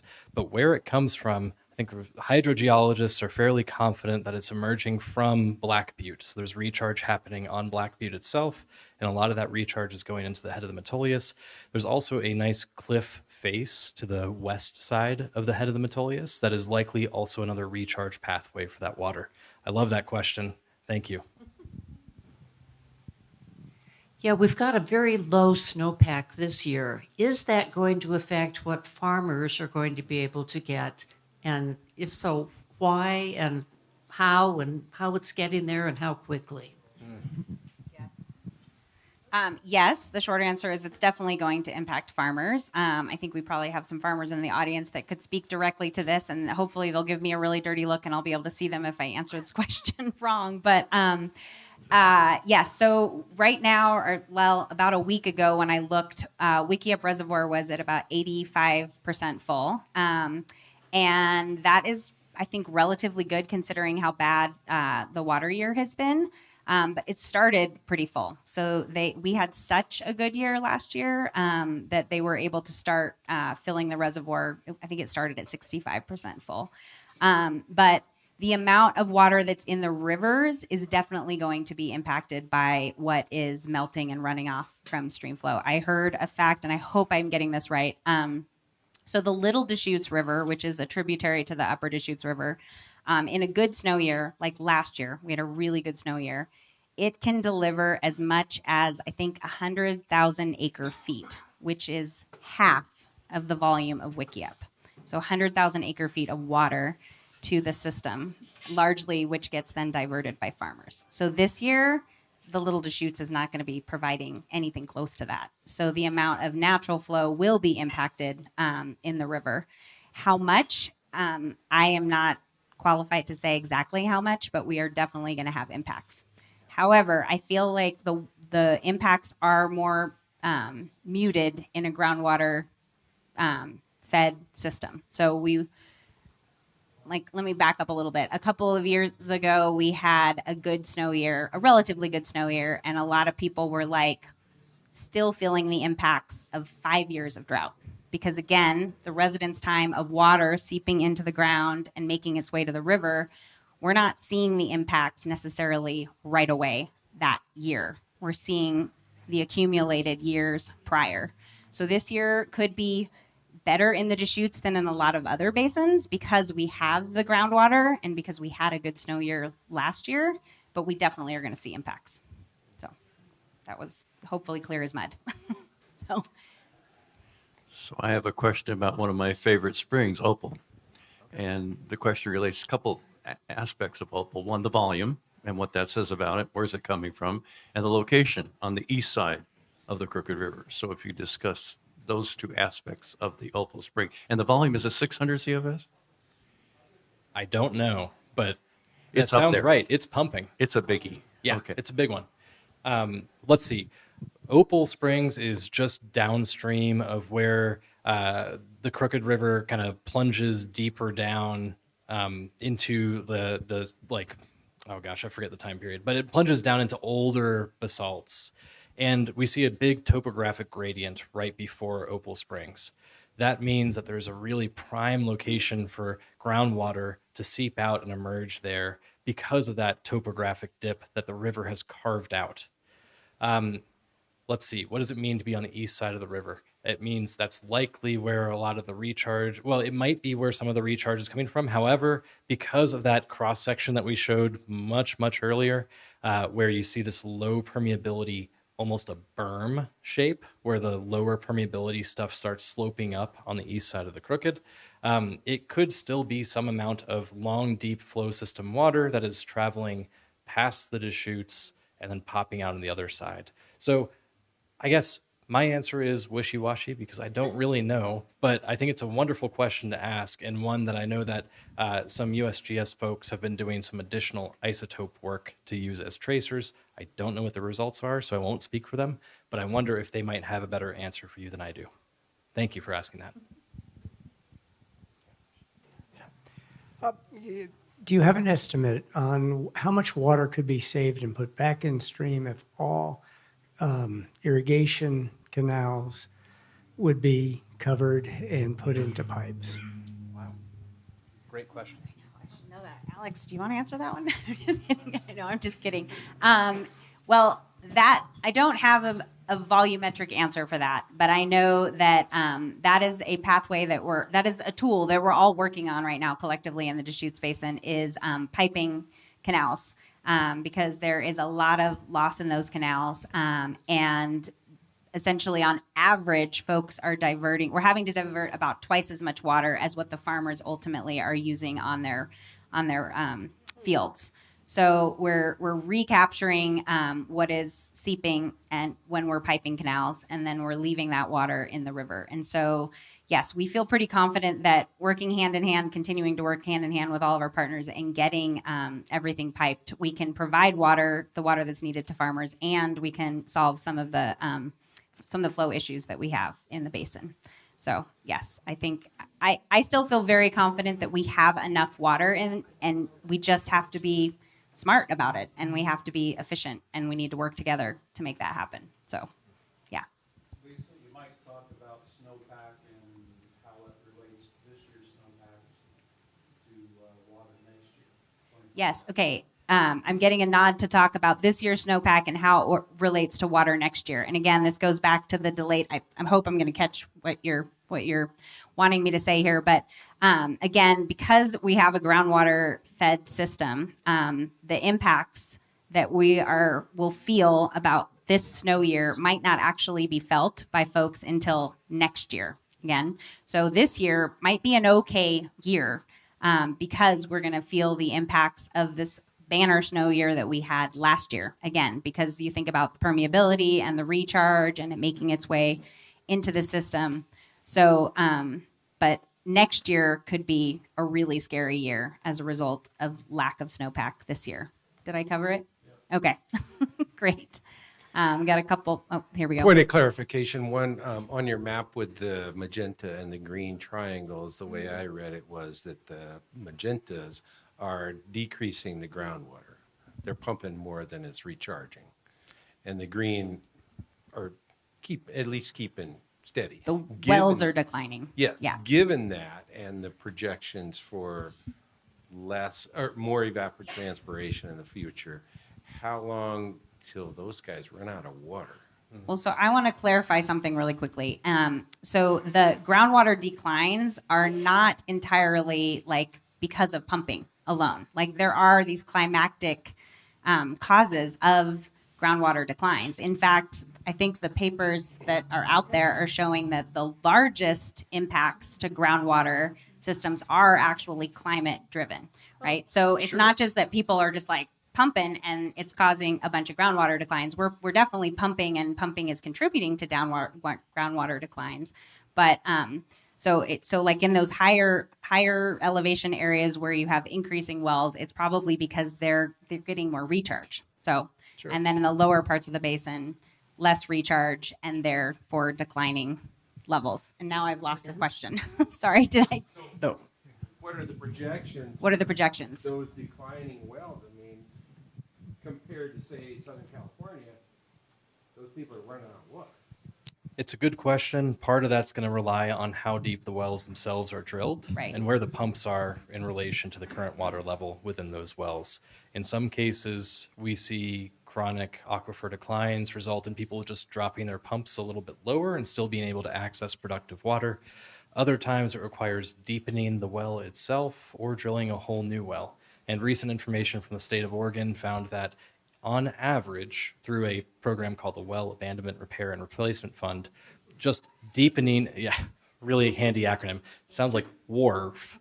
But just deepening a well costs on average $24,500. Drilling a whole new one can cost upwards of $60,000. And so that's not that's a chunk of change. Not everybody can afford to respond to declining productivity in their domestic wells, especially by just drilling a new one or deepening it. So I do want to put out a plug for that program. That is a state cost share program that is intended to help offset the costs, especially for domestic well owners who are losing access to water. So if you are a domestic well owner and your well is becoming less productive, look into the Well Abandonment Repair and Replacement Fund, WARRF. It is out there to help. As a follow-up, what's a rough estimate on how deep these wells are and how deep they have to go to? So the question was a rough estimate of how deep wells are and how deep they have to go. And I honestly don't, I feel like it's so variable across the basin based on, again, where people are drilling, what part of the aquifer, all the things. So I don't know that there's a set answer to that. I think there are a lot of shallow wells. And when I say shallow, probably like a less than 300 feet. And then, you've got deeper wells that are much deeper than that. But I am by no means a well expert.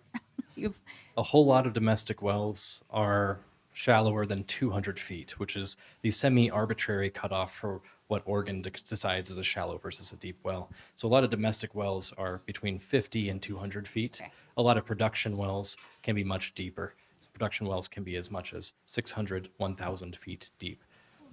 Well, we're on the topic of that. Do we want to try to, there's one question online. I don't know exactly how to answer said question online, but there is an online question, and it is the impacts of resorts and golf courses on local existing wells in the areas of development. And again, for the exact same reason that I don't have really good specifics, I think it's so incredibly variable depending on where you are in the basin, how deep water is with the local wells.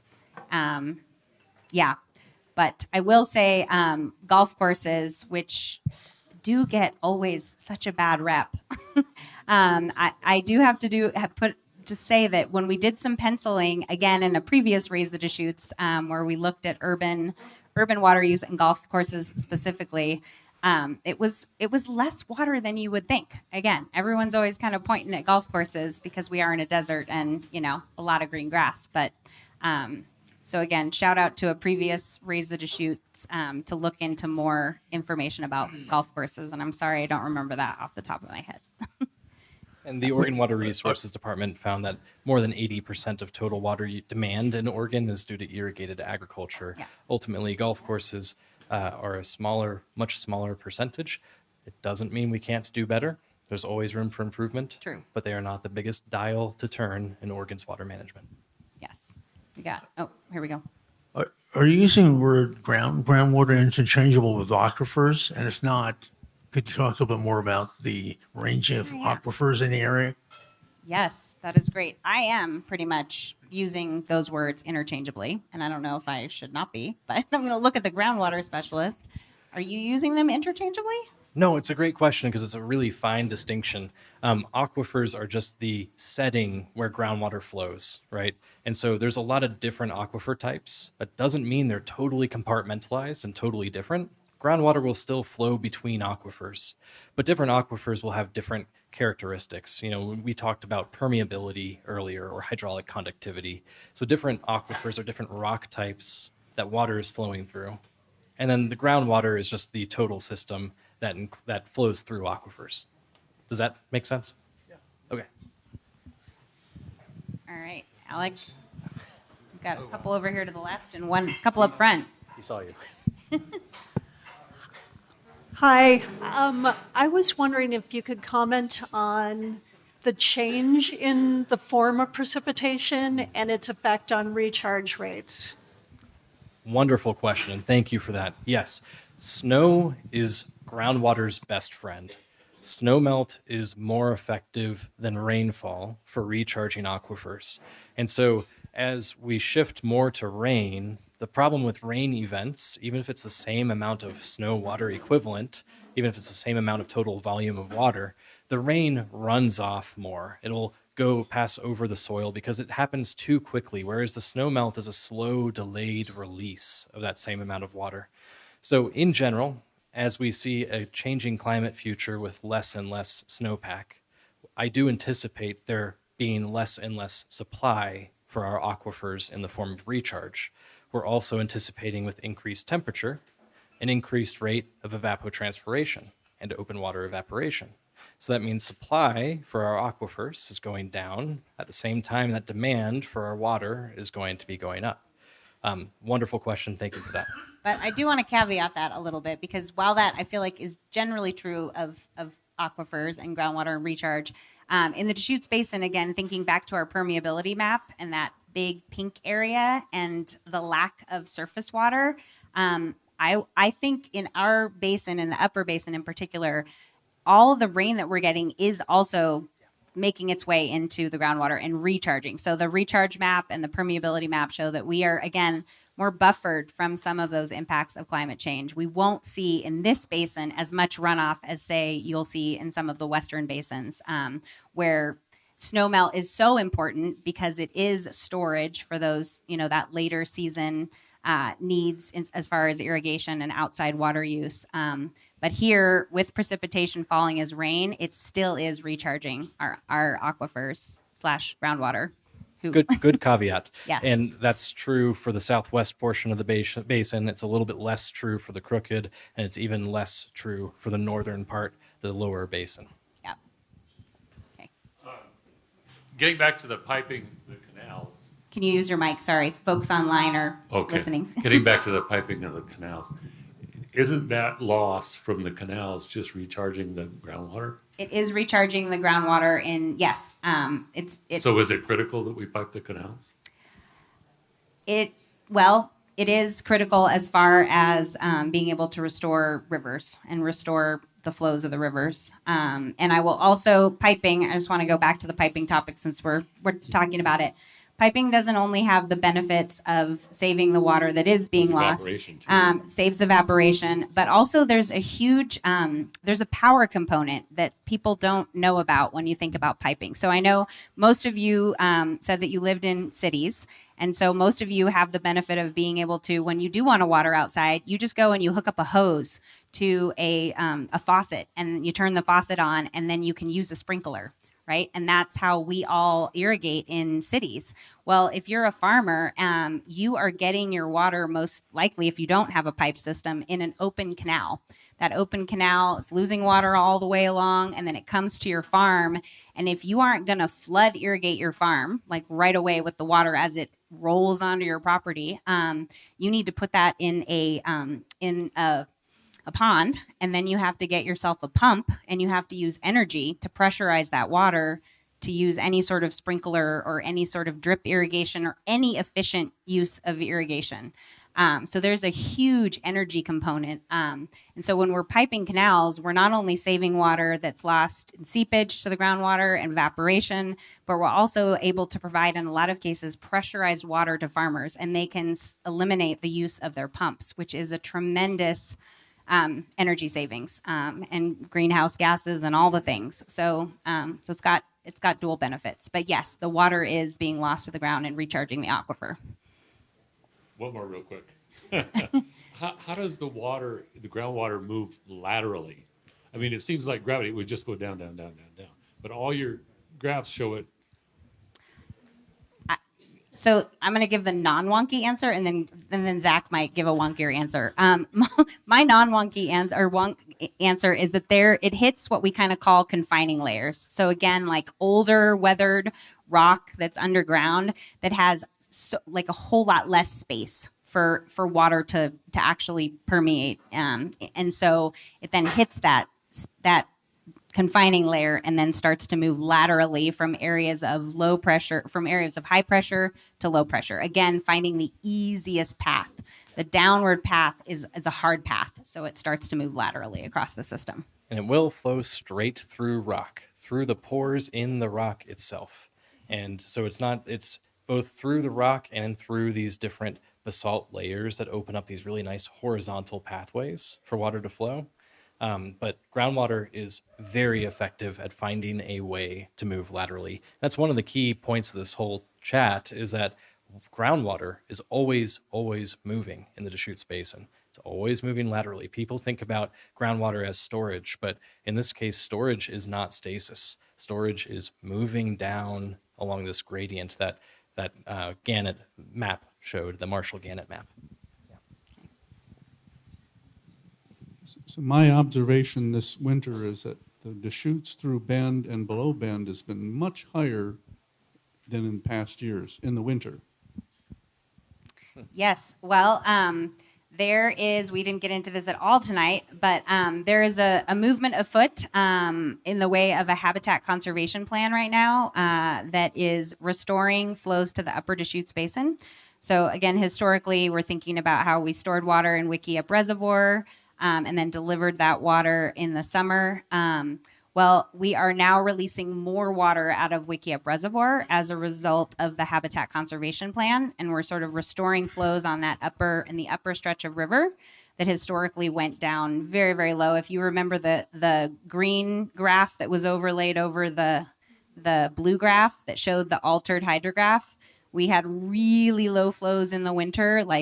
Going back maybe 10 years ago, those flows were as low as 20 CFS in the river that would naturally be flowing, I want to say, around 500 CFS in the winter time. So now those flows have been bumped up to upwards of 100. So we are seeing the impacts of 100 plus CFS that are being released from Wickiup. And in a few years, per the Habitat Conservation Plan, those flows will go up to 300 CFS. So you will start to see that altered hydrograph kind of level out a little bit as we have higher flows in the winter and lower flows in the summer. So, hi, as we transition from higher snowpack to higher runoff, I'm curious, there seems to be a desire to retain the water on the landscape. And so that's driven a sort of the stage 0 restoration, hold the water in the alpine areas and hold it on the landscape as much as possible. Is that something that you're considering from a land use or watershed planning perspective here in the Deschutes Basin? And what generally are you recommending for those sort of practices moving forward in the face of climate change? you want to take that one or you want me to? Well, let's both take that one. That is an awesome question. Thank you for that. For folks who heard it but don't understand what stage 0 is, it's just it's a modern approach to resetting the floodplain in ways that slows water down across the landscape and reconnects the floodplain with the rivers and streams themselves. So I will not answer the land use part of that because I don't know anything about land use planning. But from a watershed management and water planning perspective, trying to understand how we can restore our streams and rivers to slow the pathway of water down on the landscape is going to be very important for maintaining that water. And, we mentioned that jargony hyperreic term earlier, sorry to say it again, but that's types of restoration like stage 0 restoration are really effective at reconnecting the streams with that hyperreic zone and slowing the water down. It's like hitting the brake on the fast lane water that's going through the streams. It's hanging out in the saturated soil for days or weeks, sometimes even rarely, but sometimes months. And that can have all these nice effects for the stream over the course of the season. Holding that water back, especially for weeks, means that it's slowly releasing during the lower flow periods during the summer. So yes, when I think about water management planning, that's the kind of thing that we have to be thinking about at a large scale, trying to reconnect our floodplains and do types of restoration like stage 0 restoration, which, quick shout out, Upper Deschutes Watershed Council is doing a fantastic project on Waichus Creek for. Yes. So the short answer is yes, we definitely are. We're working in partnership with Upper Deschutes Watershed Council to do restoration on streams as we're restoring flows. So the Deschutes River Conservancy really kind of hones in on flow restoration, and then we work with our partners to do the restoration pieces that you're talking about. But this is one thing that didn't really come up in our talk, or we didn't talk about, but Zach kind of alluded to with the fast lane and the slow lane of water moving through the landscape. again, I just want to go back a little bit in history in that it wasn't that long ago that we, thought that having woody debris in streams was not good, and that we thought having braided, meandering channels was not good. And we basically took we changed and altered the landscape and made water flow a lot faster across the landscape. And so we made straight channels instead of braided channels, and we removed all the woody debris. I mean, a lot of our rivers and streams were used to transport logs to mills, and if you have a bunch of logs already in the way, you can't transport a log to a mill. So again, we altered the landscape, and that had profound impacts on how quickly the water moved through the landscape, and also how much water the landscape was able to naturally hold on to, getting back to the hyperrheic zone that Zach referenced. And generally I just think about it as the riparian area, right? That whole area that's connected to the stream,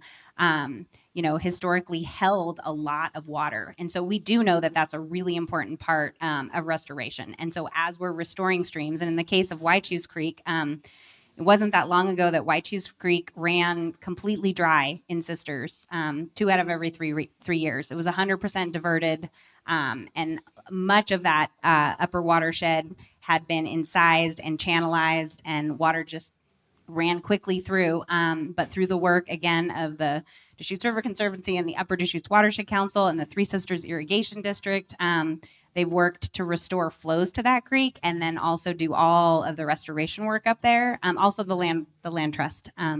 So everybody working together to restore that stream. And now you will see water flowing through the city of Sisters in the summer months. You can actually go, and there's a creek again, and you have a healthy watershed, and you have fish that are returning to that watershed. So it's all part of the puzzle that we're working on together.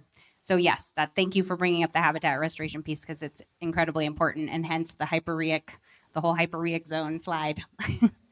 Wet mud near streams. Hyperrheic, quicker way to say that.